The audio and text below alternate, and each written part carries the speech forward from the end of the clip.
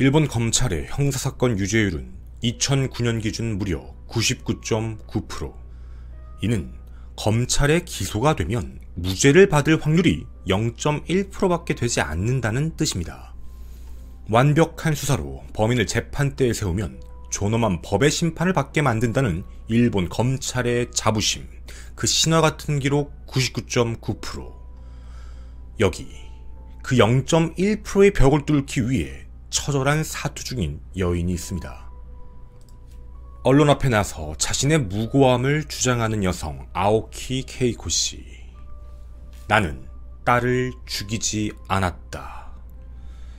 7,352일 만에 딸의 무덤을 찾아간 아오키 씨. 가장 비참하고 끔찍했던 삶의 더 충격적인 반전까지 오늘 전하고자 합니다. 끝까지 함께 해주십시오. 오컬트 스토리 일본 히가시스 미요시 사건, 믿음과 배신, 그리고 절규편입니다. 아오키 씨가 23세였을 무렵 남편이 갑자기 사라져버립니다. 도망을 친 거죠. 결국 어린 자녀 2명을 혼자 키우게 된 아오키 씨는 생활 유지를 위해 오사카시 히라노구 한 식당에서 일을 하기 시작합니다. 그 가게에 항상 자주 오던 한 남성이 있었는데요. 그는 제일교포 한국인 이름 박용호 씨였습니다. 당시 23세 아오키 씨는 다른 남자를 만나고 있었지만 사이가 좋지 않았고, 그때 박용호 씨가 집을 찾아가 그 이야기를 들은 뒤 그 사람과는 그만 만나는 게 좋겠다라고 이야기하며 둘의 사이는 발전하기 시작합니다. 박용호 씨는 자신의 어려움을 아무렇지 않게 이야기하곤 했습니다. 사실 만나고 싶지만 나는 제일 교포다. 어렸을 때부터 괴롭힘도 많이 당했고 따돌림도 많이 당했다 라고 이야기를 했죠. 아오키 씨는 차별 따위도 싫어했기 때문에 전혀 신경 쓰지 않고 이들은 그렇게 만남을 이어가게 됩니다. 그리고 아오키 씨에겐 박용호 씨가 정말 좋은 사람처럼 많이 보였습니다. 1990년 오사카에서 꽃 박람회가 열렸는데 그때 아이들을 데리고 함께 넷이서 박람회를 방문합니다. 당시 6살 딸 메구미 양이 밥을 먹다 옷이 더러워졌더니 박용호 씨가 옷을 사주는 모습에 한 번 더 반하게 되죠. 그 이후 아오키는 아이들에게 박용호 씨와 함께 살아도 되겠느냐라고 물었더니 아이들 모두 좋다라고 얘기하며 이들은 그렇게 결혼식은 올리지 않고 혼인신고를 하지 않았지만 함께 살게 됩니다. 그리고 아이들은 박용호 씨를 아빠라고 불렀죠. 그렇게 행복한 가정이었습니다. 하지만 상상도 할 수 없었죠. 아오키 씨에게 이런 일이 생길 줄은 말이죠. 행복한 결혼 생활을 이어가고 있던 그때 1995년 7월 22일 오사카시의 집 안에서 갑자기 화재가 발생합니다. 그리고 집 안에 있다 깜짝 놀란 아내 아오키 씨, 당시 31세였습니다. 그리고 혼인신고를 올리지 않았기 때문에 내연남 정도로 알려져 있는 29세 박용호 씨, 그리고 둘째 아들 8살, 이렇게 함께 셋은 탈출을 하게 됩니다. 하지만 주차장 인접한 욕실에서 목욕 중이었던 당시 초등학교 6학년 11세 메구미 양이 불에 타 숨지게 됩니다. 정말 큰 불길이었습니다. 집 안에 있는 메구미 양을 구해야 했지만 화마로 인해 아빠와 엄마는 더 이상 들어갈 수 있는 상황도 아니었죠. 그렇게 울부짖으며 빨리 119가 오기만을 기다리고 있었습니다. 하지만 현장에 도착했을 때 불길은 잡히지가 않았고 결국 집은 전부 다 타버렸죠. 그렇게 메구미 양만 목숨을 잃었습니다. 도대체 어떻게 된 일일까? 왜 집에 갑자기 불이 난 걸까? 단순 사고였던 걸까요? 많은 사람들이 안타까워하며 우연히 발생한 사고 때문에 딸을 잃었다라고 생각하고 위로를 하고 있을 때 바로 그때였습니다. 1995년 9월 10일 일본 경찰은 범인을 구속합니다. 이 사건은 단순 실수가 아닌 방화 살인사건이다 라는 결과였습니다. 범인은 엄마 아오키, 아빠 박용호 씨였습니다. 이들이 범인인 이유가 있었습니다. 우선 아오키 씨와 박용호 씨는 메구미 양의 사망 시 지급금 약 1,500만 원입니다. 이 돈을 받을 준비가 되어 있었고 아이가 사망하자마자 보험 지급금을 신청했다라는 문제였습니다. 그리고 두 번째, 이들에겐 약 200만엔 정도의 빚이 있었다는 점이 의심을 하고 있었던 상황이었죠. 94년 11월에 매구명의 사망보험과 관련되어 있는 계약이 돼 있었고 1월 달에는 카드빚만이 400만엔이었는데 약 4,050만엔짜리 맨션을 가계약했습니다. 그리고 3월엔 아들의 사망보험까지 가입을 했고 그리고 7월 22일 이 화재가 발생했죠. 그로부터 한 달 뒤 보험회사에다 보험금 지급 청구를 하게 됩니다. 9월에 아파트 본계약이 예정되어 있었는데 170만원이 부족한 상황이었죠. 분명 돈 때문에 아이를 죽인 것이다라는 판단이었습니다. 검찰도 마찬가지였습니다. 범행 동기는 맨션 구입을 위한 비용 170만엔과 세금 20만엔이 없어서 이것 때문에 범행을 저지른 것이다 라고 판단하고 이들을 기소하게 되죠. 범행 수법도 매우 끔찍했습니다. 오사카부 경찰은 범행 수법에 대해 이 집 안 건물에 내장되어 있는 셔터 달린 주차장이었습니다. 화재 발생 당시에 셔터가 닫혀져 있는 밀폐 공간 상태였는데 자동차 연료 탱크에서 수동 펌프로 휘발유를 꺼내서 자동차 주차장 방바닥에 뿌리고 그 이후에 라이터로 불을 질러 집을 전소시켰다라는 겁니다. 그리고 목욕 중인 큰딸을 그대로 냅두고 자신들만 빠져나와 살해를 했다라는 것이었죠. 정말 그런 이유가 맞았을까요? 그런데 현장 감식 결과 이 내용은 틀린 내용이 아니었습니다. 정말 불이 시작했던 장소는 그 주차장 바닷쪽 그리고 그곳에서 휘발유 성분도 함께 검출이 됐습니다. 여기서 끝나지도 않았죠. 이 두 사람이 보험금을 타기 위한 목적으로 큰딸을 살해했다라는 자백을 하게 됩니다. 당시 실제 자백 내용입니다. 아버지였던 박용호 씨가 한 이야기였는데요. 차고에 주차했던 코니 차량에서 수동 펌프를 넣어 가솔린을 폴리탱크 쪽으로 옮겼다. 현장 검증상 뿌린 가솔린의 양은 7.3리터. 라이터 불을 켠 채 오른손을 뻗어 가솔린에다가 갖다 댔고 그리고 확 하는 느낌으로 불이 번졌다. 현장 감식 결과와 이들의 자백, 범인은 이들이 분명 맞았습니다. 그런데 재판 단계로 넘어가자 아오키 씨와 박용호 씨는 갑자기 진술을 번복하기 시작합니다. 자신들은 경찰 수사 단계에서 고문을 당해 허위 진술을 했을 뿐이며 이 사건과는 어떠한 관련도 없다며 무죄를 주장하기 시작을 하죠. 하지만 증거는 명확했습니다. 1993년 3월 30일과 5월 18일 각각 이 두 명에 대해 오사카 지방법원 1심은 무기징역형을 선고합니다. 그리고 2004년 12월 30일 항소심이었던 오사카 고등법원은 항소 자체를 기각시켜버립니다. 그리고 2006년 11월 7일과 12월 11일 대법원 또한 상고를 기각해버리면서 무기징역형이 확정나버립니다. 보험금 편취를 위해 자신의 딸을 일부러 방화해서 살해했다라는 엄마와 그리고 계부. 하지만 이들은 멈출 수가 없었습니다. 너무나도 억울하다고 주장하며 2012년 3월 7일 다시 한번 재심을 청구하게 됩니다. 근데 이때 당시 오사카 지방법원이 이들에 대한 청구를 인정해 재심을 다시 하는 걸로 결정을 했는데요. 그 이유가 있었습니다. 과학적으로 봤을 때 자백이 좀 부자연스럽고 불합리하며 신빙성이 많이 떨어진다라는 이유였죠. 바로 그때 99.9%의 오사카 지검은 바로 항고합니다. 자신들의 그 유죄 판결에 대해 재심을 인정한다라는 지방법원의 판단을 취하해달라는 뜻이었죠. 이렇게 검찰이 강하게 나오자 2012년 3월 29일 오사카 지방법원은 자신들의 직권으로 형의 집행정지 풀어준다라는 거였습니다. 재심을 시작한다는 뜻이었죠. 이걸 인정해버립니다. 하지만 검찰은 이 부분에 다시 한번 반발하기 시작합니다.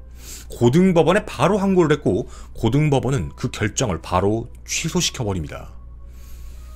그렇게 또다시 시간이 약 3년 정도가 흘러가 버립니다. 세상은 많이 바뀌었습니다. 그리고 그 전에 재심에 대한 부분들이 일부 진행된 사례들이 있었기 때문에 2015년 10월 23일 오사카 고등법원이 재심 개시를 인정하게 됩니다. 물론 99.9%의 검찰 즉시 항고를 하지요. 하지만 이번엔 달랐습니다. 고등법원이 기각을 시켰습니다. 검찰의 손을 들어주지 않았던 것이었죠. 결국 2015년 10월 26일 오후 2시 형이 집행 정지가 됩니다. 이에 일본 검찰은 정말 유감이다라고 이야기하며 한 번 더 이의 신청을 제출하게 되지만 고등법원이 또다시 기각을 하고 이들은 원래 날짜대로 출소를 하게 됩니다. 자, 이들이 재심이 진행이 됐고 어째서 재심이 받아들여졌는지 그 증거들을 한 번씩 찾아봐야 될 것 같습니다. 일단 변호인단이 얘기했던 무죄의 근거, 바로 이 내용이었습니다. 검찰이 얘기하는 건 증거가 거의 없다. 동기에 대한 부분도 되게 부자연스럽다라는 내용이었죠. 첫째, 범행에 계부였던 박 씨가 사용했던 휘발유 흡입했던 펌프라던가 방화에 이용한 라이터가 실제로 발견된 바가 없었습니다. 분명 현장에 녹았더라도 있어야만 했던 건데 그게 어디 있는지를 찾지를 못한 것이었죠. 바로 범행 도구를 발견을 못했던 겁니다. 두 번째, 살포한 휘발유의 양, 그게 7.5리터라고 얘기를 하는데 그건 어마어마한 양입니다. 7.5리터를 수동으로 뽑아가지고 바닥에다 그냥 뿌려놓는다는 게 과연 가능할까부터, 또 엄마와 아빠가 서로 범행을 공모한 시기 등 자백서서 내용도 굉장히 부자연스럽다라는 이유였죠. 세 번째, 바로 당시 경찰이 수사를 했다고 했던 그 실험 결과가 무언가 맞지 않는다라는 뜻이었습니다. 네 번째, 빚 때문에 그랬다. 빚이 200만 원인 게 확인이 됐습니다. 현재 기준으로 약 2천만 원 정도였죠. 근데 가계부 내용에 따르면 전기공으로 일하던 계부 박 씨, 그리고 아내까지 둘이 합쳐 월 수입은 60만 원이 좀 넘었습니다. 많을 때는 15만 원, 적을 때는 8만 원까지 매달 저축을 하고 있는 상황이었기 때문에 저게 빚 가지고 무언가 범행을 저질렀다는 것도 좀 이상했지요. 세금 납부 때문에 죽였다. 세금도 정확하게 납부를 하고 있었습니다. 그리고 또 하나의 문제점이 있었습니다. 딸의 생명보험에 가입을 해서 그 생명보험금을 타기 위해 이런 행동을 저질렀다. 여러분도 아마 이상하다라는 생각이 드실 겁니다. 어린아이에게 생명보험을 들어주는 경우가 있나라는 것이었죠. 맞습니다. 실제로 매구명은 생명보험에 든 게 아닙니다. 일본에는 학자금 보험이라는 게 있는데요. 일반 생명보험과 달리 부모가 사망하거나 혹은 고도 장애 상태가 되면 보험료 납입을 면제시켜줍니다. 하지만 피보험자인 아이가 만약 이 보험 기간 중 사망하게 되면 이미 낸 보험료를 대부분 사망금, 지급금으로 보험 계약한 부모에게 전달해주는 그런 제도지요. 즉 생명보험이라고 주장했던 경찰과 검찰, 하지만 실제로는 학자금 보험이었습니다. 그리고 이들은 금전적인 어려움을 겪는 상황도 아니었죠. 다섯 번째, 엄마와 계부, 그리고 큰딸과 작은아들 모두 가족관계가 아주 좋은 상태였습니다. 감정적인 분쟁도 없고 너무나도 사랑하는 사이였다는 것이죠. 불화가 없는데 갑자기 이런 일을 저지를 만한 이유가 명확하지 않았다라는 겁니다. 그리고 마지막, 박용호 씨가 했던 이야기인데 자신이 연약하고 소심한 성격인데 만약 자기가 이걸 부인하거나 아니다라고 주장하면 형사가 너 그럼 사형받아. 일본은 사형제가 있지요. 너 사형받을 거야. 너 그럼 바로 죽어. 라고 얘기를 해서 거짓 자백을 했다라고 밝히게 됩니다. 바로 조사 과정 중 고문에 의한 허위 자백이었다는 것이었죠. 과연 그 내용은 진실이었을까요? 지금부터 여러분에게 크나큰 반전 첫 번째를 보여드리도록 하겠습니다. 자백 내용에 이렇게 적혀 있었습니다. 차고에 주차한 차량에 수동 펌프를 넣어 가솔린을 폴리탱크로 옮겼다. 뿌린 양은 약 7.3리터. 라이터에 불을 켠 채 오른손을 천천히 뻗어 가솔린을 향해 갖고 바닥에서 2cm 정도 가져다 대고 확 하는 느낌으로 불이 번졌다. 정말 가능한 내용일까요? 당시 변호인단은 그 자백 내용을 토대로 실제 재현 실험을 해봤습니다. 정말 가능한 내용일까? 당시 똑같은 집의 배치 구조를 두고 자동차도 똑같이 두고 휘발유를 뿌린 뒤 불을 질러보는 실험, 바로 그 실험을 해보게 됩니다. 7.3리터 가솔린, 그리고 당시 온도 25도까지 똑같이 맞췄습니다. 그렇게 셔터가 내려간 밀폐된 공간, 라이터를 살짝 가져다 대자마자 폭발을 해버립니다. 밀폐된 공간에서 기화하며 폭발적인 연소가 일어난 것이었죠. 그런데 여기 적혀있는 박씨 자백이 뭔가 이상합니다. 박씨가 당시 자백했던 내용에 보면 매우 가까웠던 오른쪽 머리카락 조금 정도가 탔다. 이게 답니다. 자백에 따르면 불을 지르고 다시 집 안으로 들어와 아오키 씨와 이야기를 조금 나누고 난 뒤에 차고에 불을 뛰어넘어 현관에 있는 알루미늄 샤시를 열고 도로로 도망쳤다. 그리고 아오키 씨는 화재 발생 2분 만에 119에 신고를 했다라고 주장을 했습니다. 이게 분명한 자백 내용이었죠. 과연 집 안에서 온도를 버틸 수가 있을까요? 그렇게 실험을 다시 한 번 더 시행해봅니다. 똑같은 구조를 만들어 놓고 인형을 설치했죠. 그리고 느끼는 온도를 측정해 보았습니다. 7.3리터를 붓고 자백 내용대로 문을 열고 닫는 그 실험이었죠. 그런데 불이 붙자마자 문까지 전부 다 타버렸습니다. 알루미늄 문을 열고 나왔다. 말도 안 되는 내용입니다. 자백 내용대로라면 불을 붙이고 돌아와 유리문을 닫고 이야기하는데 그 온도도 어마어마했을 겁니다. 실제 이때 당시의 온도는 무려 78도까지 올라가게 되죠. 그게 시간이 2분 지난 바로 그 시점, 아오키 씨가 신고 전화를 얘기했다라는 그때였습니다. 그리고 그 뒤 인형의 온도는 무려 590도를 돌파해버립니다. 그런데 아오키 씨는 어디에도 화상이 없었습니다. 또한 박 씨는 신발을 신고 불길을 뛰어넘어 도망쳤다라고 얘기했는데 유리부터 모든 게 다 깨진 그 상황에서 어떻게 도망쳤다고 얘기하는지 확인할 수가 없었습니다. 또 이런 상태에 휘말리게 되면 화상은 기본이고 호흡을 하다 보면 뜨거운 공기가 기도로 들어가 기도 화상이 당연히 수반됩니다. 하지만 자백 내용들을 봤을 땐 그런 내용이 아무것도 없었지요. 그리고 화재를 목격했던 이웃의 증언과도 무언가 조금 다릅니다. 당시 화재를 목격했던 그 그림을 그린 사람이 있었는데 초기에는 분명 불길이 작았다라는 증언이었습니다. 근데 보시다시피 자백 내용대로는 불길은 아주 치명적으로 한 번에 커집니다. 그럼 궁금합니다. 이렇게 된 내용이라면 그럼 진짜 진실은 무엇일까? 이게 자백 내용대로 잘못됐다고 얘기한다고 해서 이들이 무조건 범인이 아니다가 아닐 수도 있습니다. 범인은 맞는데 이 중간에 있는 내용, 범행 방법을 잘못 판단한 걸 수도 있으니 말이죠. 그런데 변호인단은 이들의 무죄 주장에 대해 한 가지를 더 증거로 제시했습니다. 바로 이 화재 현장을 똑같이 재현해낸 겁니다. 당시 똑같은 후로가마라고 부르는 걸 주문을 했습니다. 이게 대부분 욕조 안에 있는 물을 데피기 위해 쓰는 용도인데요. 이게 차고 쪽에 가깝게 그렇게 붙어있는 모습이었습니다. 당연히 당시에 딸이 목욕 중이었기 때문에 후로가마는 불이 붙어있는 상태였죠. 그 상태로 똑같이 재현을 하자 불이 갑자기 올라오기 시작을 하게 됩니다. 자백 내용대로 부어서 했다라면 갑작스럽게 불길이 크게 올라오는데 분명 불길은 작게 올라오고 점점 커지기 시작한 것으로 확인이 됩니다. 그럼 어떻게 불이 붙었던 걸까요? 확실한 건 후로가마라고 불이 있는 곳에 직접적으로 가솔린이 닿지 않아야 합니다. 그럼 어떻게 이 내용이 가능해질까요? 보이십니까? 휘발유가 서서히 퍼지기 시작합니다. 그런데 후로가마에 도착하기도 전에 갑자기 불이 붙어버립니다. 가솔린을 뿌리기 시작한 지 20.8초. 그 작은 불꽃이 시작되면서 가솔린에 옮겨붙어 점점 크게 퍼지기 시작합니다. 그리고 폴리탱크까지 불이 붙어버렸죠. 분명 자백에서는 가솔린을 뿌리고 라이터로 불을 붙였다라고 되어 있는데 그럼 분명 박씨도 엄청난 화상을 입었을 겁니다.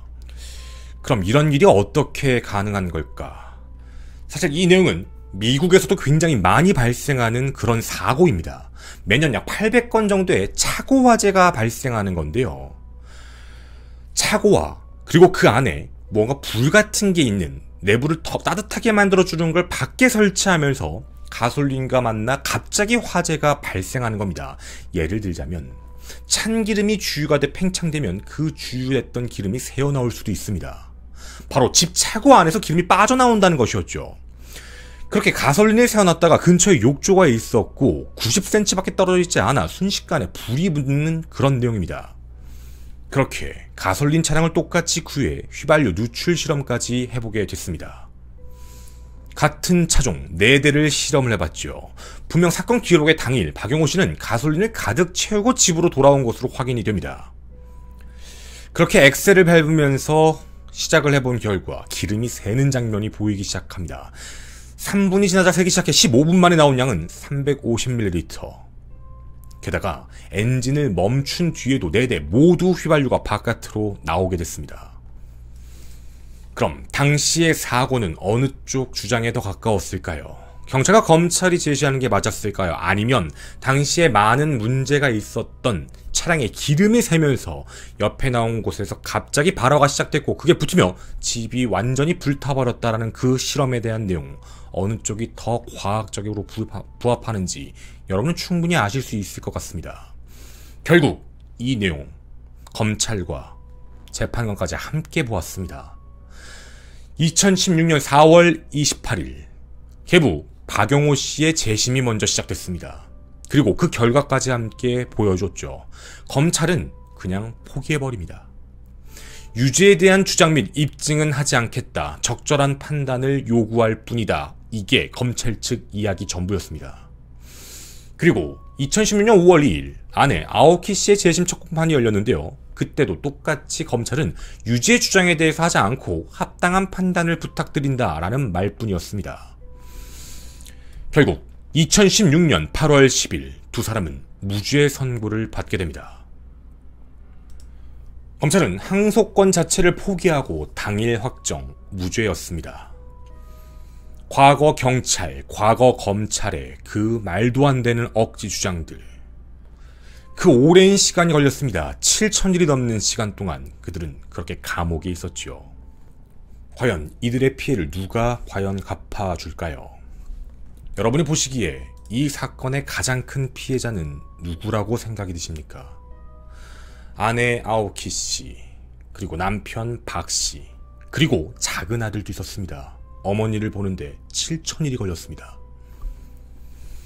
아오키 씨는 무죄 판결 이후에도 경찰과 검찰이 사과하지 않는다라고 이야기하며 수사의 문제점을 부각시키겠다.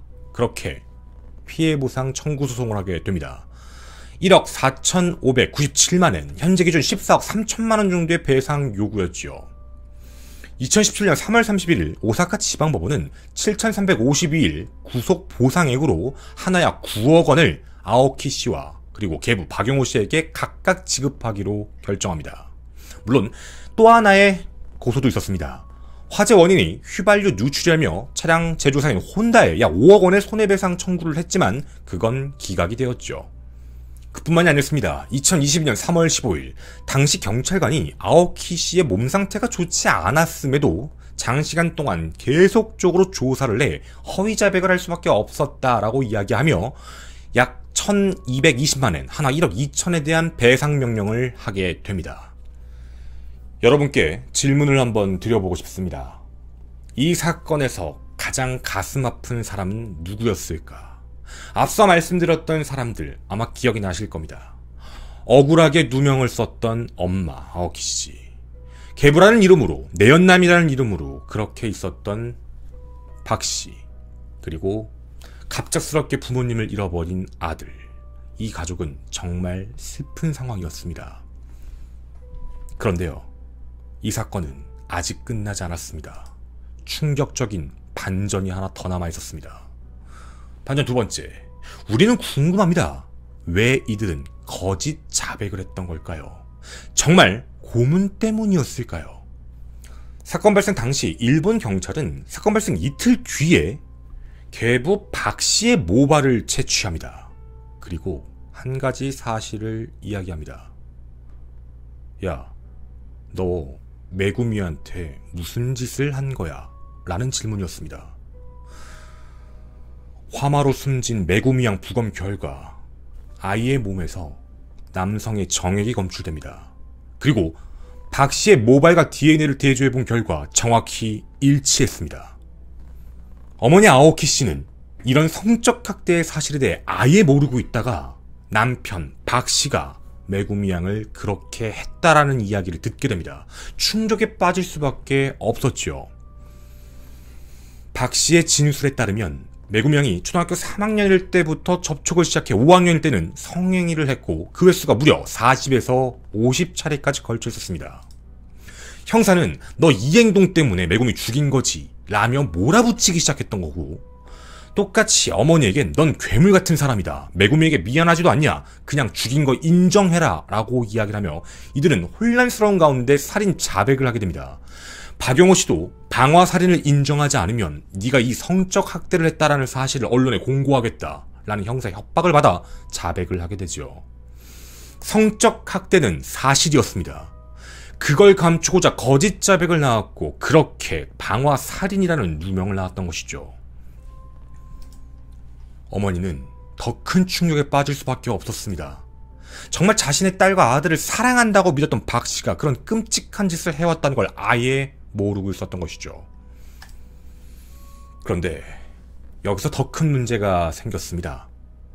박용호 씨는 그럼 정말 처벌을 받았을까요? 아닙니다.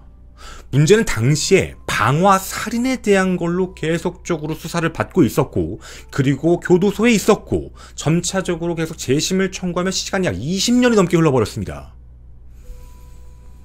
바로 성범죄를 저질렀다라는 사실은 이제 처벌이 불가능합니다.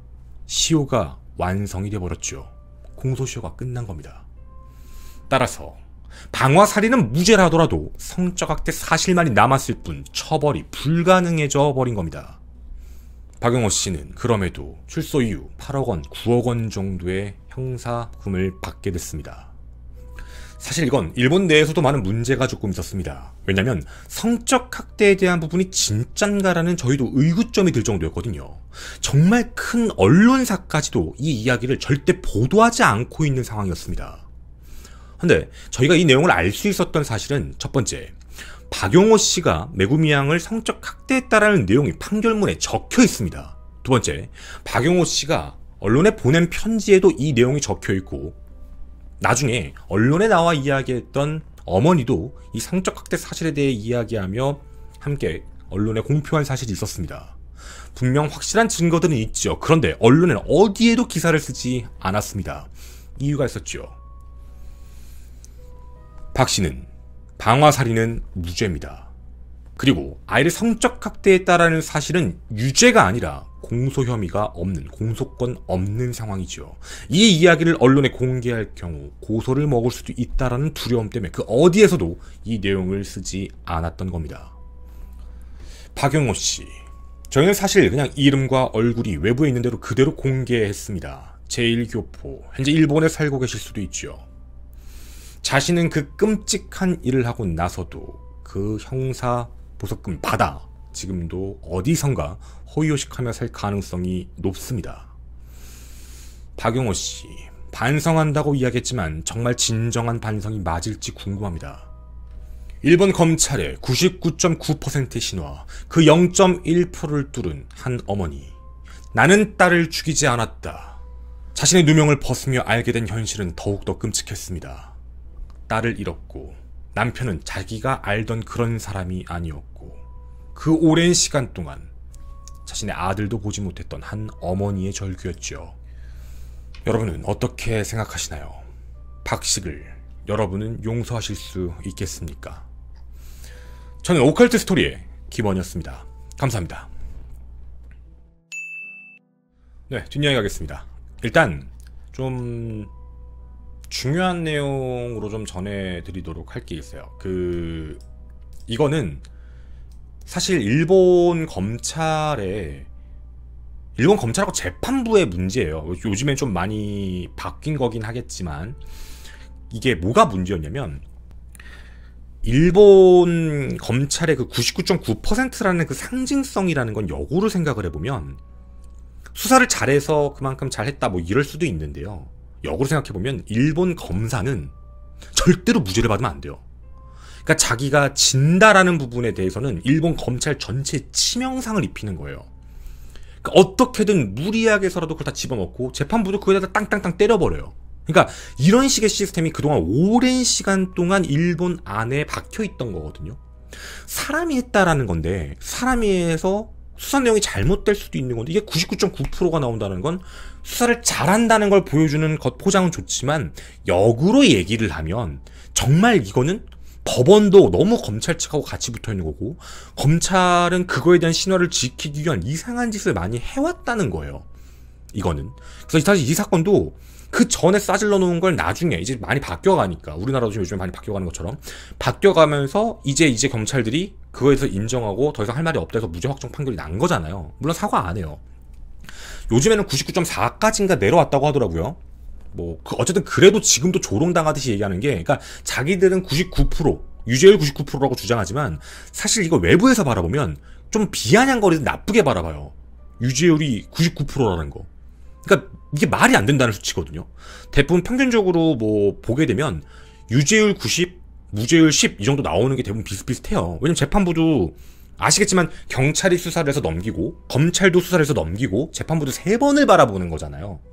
그러니까 그만큼 무죄 추정의 원칙상으로 경찰도 객관적으로, 그리고 당연히 검찰도 객관적으로, 재판부도 끊임없이 이제 의심을 하면서 끊임없이 가져가야 된다는 얘기가 돼요. 그러니까 실질적으로 정말 어려운 문제들인 거잖아. 이게 꼼꼼하게 봐야 된다라는 문제인데, 이게 어떻게 보면 일사천리로 갖다 붙여놓은 거니까. 그리고 예전에는 재심 청구 다 기각되는 거예요. 재심 청구가 인정이 되면 그 상징성이 깨지는 거예요. 일본 검찰의 상징성도 깨지고 재판부도 잘못한 거니까 깨지고, 이런 식이 돼버리니까 진짜 역으로 생각하면 되게 무서운 거예요. 이게 그렇게 대단한 게 아닐 수도 있다는 뜻이거든요. 근데 어쨌든 이게 사실 좀 내용이 하나 있는데, 아까 1심하고 항소심하고 대법원에서도 이제 무기징역 확정시켰다고 했잖아. 이때 양심 있는 재판장이 한 명 있었어요. 그러니까 대법원은 다수결제잖아요. 그 다수결로 해가지고 이제 판단을 내리게 되는데, 2006년 11월 7일하고 12월 11일 날 이제 일본 대법원에서 판단을 내릴 때, 그 여러 명의, 그 5명의 재판관 중에 한 명이 이름이 다키시 시게오라는 분인데요. 이분은 무죄라고 판단해요. 이거 이상하다. 그러니까 얘네가 보낸 내용으로 봤을 때 이거 진짜 좀 문제가 있다라고 판단을 하시거든요. 그래서 이거는 파기환송해야 된다. 무죄 판결, 그러니까 무죄 취지의 파기환송.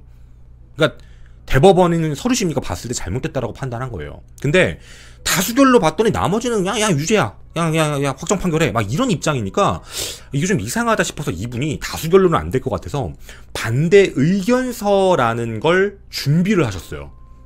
그러니까 대법관이 반대 의견서를 제출하는 거야. 이거 지금 잘못된 거다. 근데 이 내용을 최고재판소가 알아버린 거예요. 그 조사관이 이거를 좀 어떤 식으로 방해했나 봐. 그래서 결국에는 그 반대 의견서 자체가 채택이 안 돼요. 그러니까 채택조차 안 되고, 그리고 얼마 뒤에 이분은 정년퇴직이 돼버려요. 하신 거지. 정년퇴직을 해버렸고, 결국에는 실제 판결이 그 4명만 남아서 4명 만장일치 유죄 판결이에요.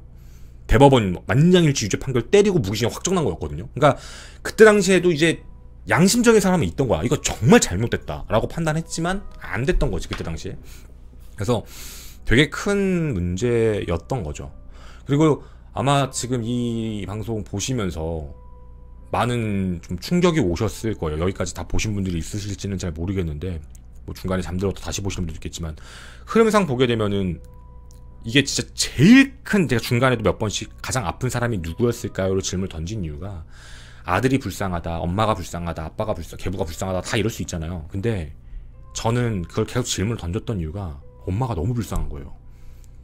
그러니까 엄마는, 그러니까 이제 그 아오키 씨는, 그러니까 아예 상상을 못했대요. 아예 모르고 있었고, 나중에 그 사실을 조사관한테 이제 거의 막 두들겨 맞으면서 막 강압적으로 막 하고 무릎 꿇고 수사를 받으면서 그 사실을 들었을 때 너무 충격을 먹은 거예요. 딸이 그랬다고? 걔가 그랬다고? 이렇게 된 거야, 상황이. 그러니까 이게 얼마만큼 충격적이었겠어요. 그래서 이게 진짠가? 라는 생각이 들 만큼이었을 거니까. 그러니까 정말 끔찍한 일이었고, 굉장히 어떻게 보면 가슴 아픈 그런 내용이고, 그러니까 더 중요한 건 그날 목욕하고 있었다고 했잖아.